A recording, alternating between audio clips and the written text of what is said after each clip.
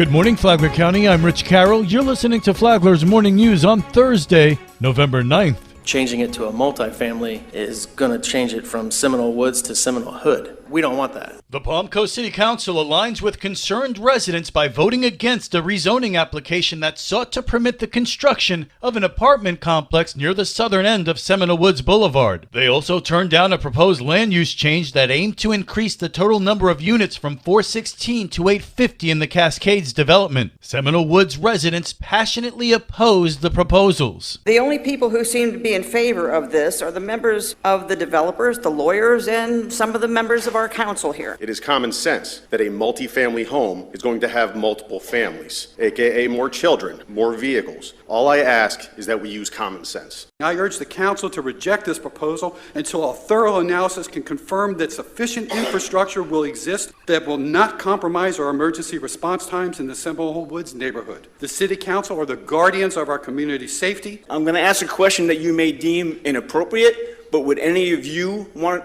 an apartment building built next to your house? Councilwoman Teresa Pontieri says a rezoning and land use change to allow apartments and more units in the Cascades development would undoubtedly strain city resources. Potable water, which is a necessity, obviously. We are increasing it by 200 gallons per day by the increase in dwelling units. Sanitary sewer, 85,411 gallons per day. Solid waste, 8,968 pounds per day. This is an inappropriate action for this council to take based on the strain that it will put on our current resources and on our current taxpayers. Residents were thankful to both city council and developers as they felt their voices had been heard. I just wanted to say thank you to Mr. Douglas for switching that to single family, to thank you guys for what you did as well. You guys listened to the residents. Thank you for your comment. Thank you so much.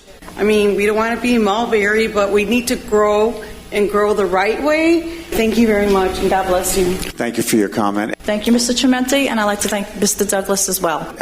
Any last comments? Yes, sir. You restored my faith in our city government. You heard the people, and thank you from the bottom of my heart. There's hope in government. Thank you. Thank you. This local news is a service of Flagler County's Toyota dealer, Beaver Toyota, US 1 St. Augustine, here to wow you. A routine traffic stop by Sheriff Rick Staley himself turns into a drug bust. Staley says it happened Monday night on State Road 100 West near County Road 55 in Bunnell. The vehicle made the mistake of passing two cars on a solid double yellow lines. Upon stopping the vehicle, the driver stated he had no identification and provided me his alleged name. When no record was found, he then changed his date of birth. We implemented rapid ID technology that can be used in the field to identify the true identity of people lying to law enforcement. Staley says the driver, whose real name was Gregory Shazel Sr., turned out to be a fugitive from Putnam County. Further investigation revealed narcotics, both methamphetamine, cocaine, cathinones, and other drugs that were packaged for sale. There were 6 occupants in the car. Shazel Sr. was charged with providing a false name to law enforcement and driving with a suspended license. 2 passengers, Robert Keeley and Sherman Jones, were charged with various drug counts. I encourage our deputies to work traffic. Doing traffic stops on what appears to be a minor traffic violation gets you to the driver to determine if they're fugitives and the passengers and to see if they're transporting narcotics or other evidence of crime. From the WNZF Newsroom, I'm Amy Cherry. Meet a second member of the core team. Eric Honey is another member of the core team. He said that he sees helping people get through their problems as more than just a job. My sense of compassion grows daily doing it.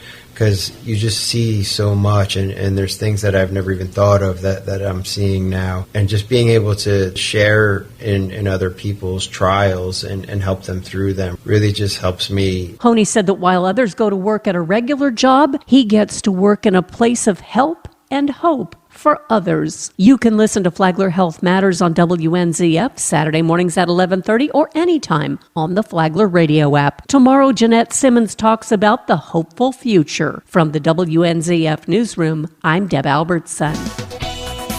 And now you're up to date on Flagler's Morning News. I'm Rich Carroll.